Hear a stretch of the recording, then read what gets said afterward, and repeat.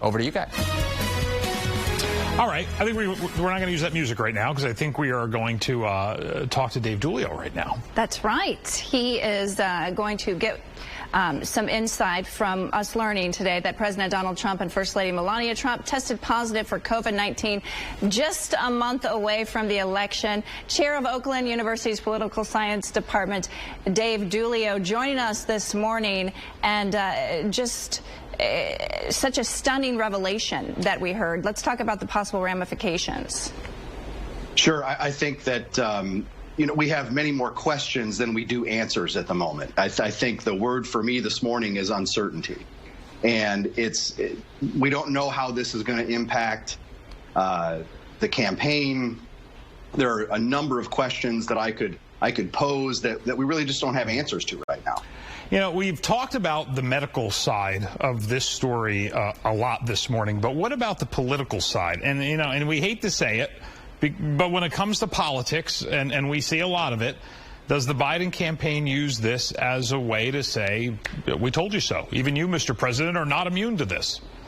Absolutely. And I think that is what the Biden campaign is talking about, I would imagine, at the moment.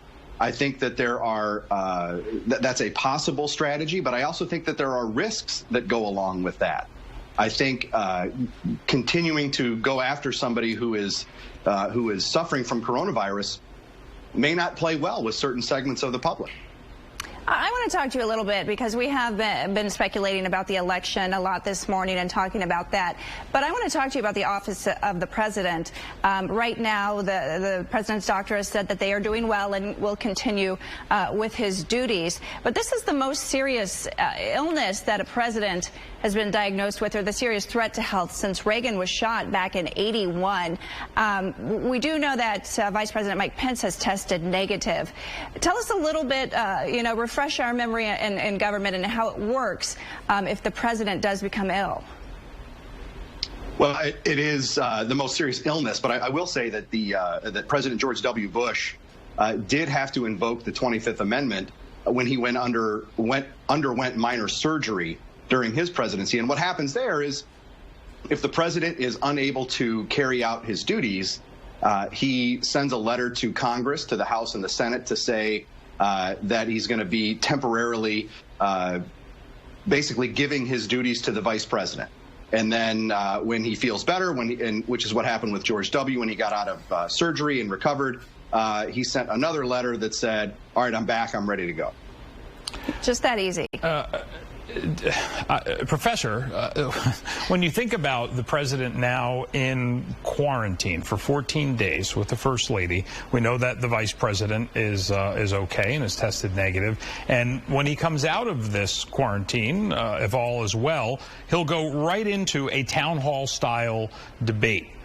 Does the narrative of that debate and how it all works with people asking questions and Mike Pence there across, I should say, with Joe Biden across from him, does it change? It very well could, Jay. And I think, we even saw in the wake of Tuesday and frankly, the debacle that debate was. The Commission on Presidential Debates start to talk about, maybe we need to make some changes here. Maybe we need to do things a little differently. I would imagine that they are going to have similar conversations in the wake of the president's diagnosis to see if, okay, do we want to have it on the 15th when the president is just coming out of quarantine? And if so, do we want to do it differently? That's up to the commission, and I think it's a wait and see at this point. Yeah. All right. It's interesting, as you're teaching political science at Oakland University, writing a whole new book on how to do it, I guess, when you teach the next generation of students about what happened in the year 2020. It is so different from anything that I've ever experienced in terms of either being a political scientist in an election year, watching elections. It has broken the mold, and I thought 2016 broke the mold, but this one has broken another one. It is, chalk this up to another wild and nobody would have ever thought this was going to happen component of the 2020 cycle. Listen, I have my paper done. It's going to be late, but I am going to hand it in to you, and it says a different kind of October surprise, and you let me know how I did. If your paper's late, you get downgraded. All right. Thank you so much for joining us. We know we got you up out of bed early this morning to get ready, and we always appreciate your insight. My pleasure. Thanks for having me. We'll be back.